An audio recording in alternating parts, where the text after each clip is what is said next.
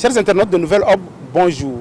À Niamey, les experts des États membres de la Confédération du Sahel se sont réunis vers la fin du mois de juillet pour poser les bases de la Banque confédérale pour l'investissement et le développement.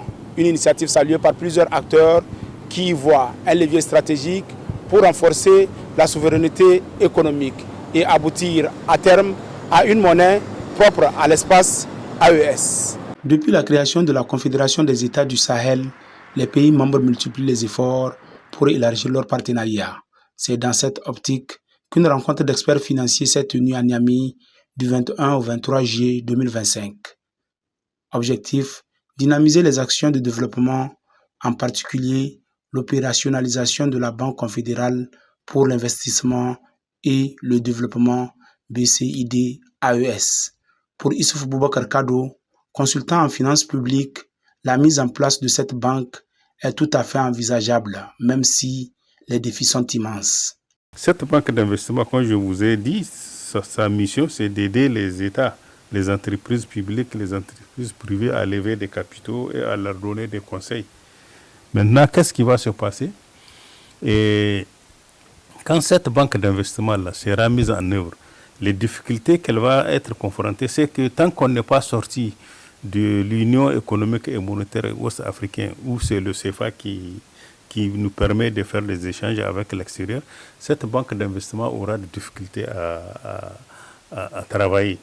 Qu'est-ce qui va se passer? Toutes les transactions que nous faisons avec l'extérieur, que ce soit de l'exportation ou de l'importation, ça passe par la Banque de France. C'est la France qui gère le CFA.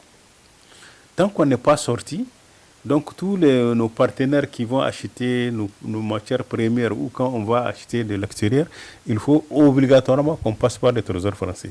De son côté, Abdelmoun Tawaï, économiste de développement, salue ce processus ambitieux. Selon lui, une fois la banque opérationnelle, elle permettra aux États membres de mieux maîtriser leur politique économique et de décider en toute souveraineté dans l'intérêt de la Confédération. De reprendre en fait la souveraineté ou surtout le pouvoir sur les choix des investissements, mais aussi c'est-à-dire les modalités et quelle infrastructure prioriser par rapport à l'autre. Parce qu'il faut le dire, le développement, si aujourd'hui on nous traite de pays sous-développés, dans beaucoup de cas, beaucoup d'auteurs aujourd'hui sont d'accord pour ne plus parler de pays sous-développés, mais plutôt de parler de pays avec retard d'infrastructure. Pour nous, en réalité, on n'est pas sous-développé, on a juste moins d'infrastructures que les autres. Et comment combler ces gaps? C'est lorsque nos pays, eux, décident de façon souveraine dans quelle quel projet investir pour créer tel ou tel effet. C'est surtout même cette capacité de se soustraire de ces institutions et de leur emprise. À un moment, le Niger voulait rénover la structure de la Sonichar pour les rénover ou bien les changer carrément et améliorer la capacité de production d'électricité. Mais lorsque les gens étaient partis chercher le financement, tout simplement on leur a opposé un non absolu au motif que ce n'est pas décarboné.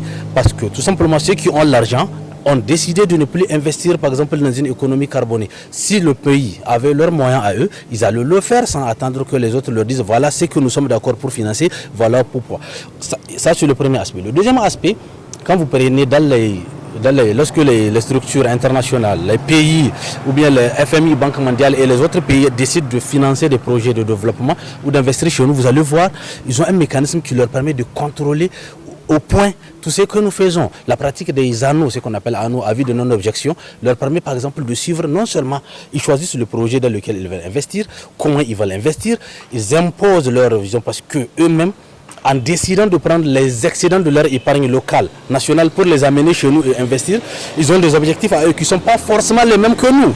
Au Burkina Faso, au Mali, comme au Niger, beaucoup attendent avec espoir la concrétisation de cette initiative. Pour beaucoup, la réussite passe par la création d'une monnaie commune, propre aux trois États, un symbole fort de souveraineté économique et d'intégration régionale.